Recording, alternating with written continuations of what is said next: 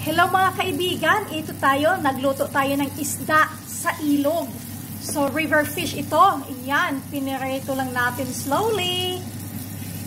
So ang ginawa ko, nilagyan ko ito ng, hinugasan ko muna yung isda. So pinilip ito ng asawa ko, o yun bang kinuha na yung mga buto-buto. Yan, tapos hinugasan ko lang yan at pinatuyo ng paper towel. Nilagyan ng asin, harina, tapos konting granules, konting asin, tapos nag-init ng kawali, nilagyan ng konting oil o mantika, tapos konting butter. Pag mainit na, yon, lagay mo na yung isda. Ayan, tingnan nyo, golden oh. Diba? Sarap niyan. So, sarap yan sa may sausawan na sili, toyo at suka na may ahos o bawang.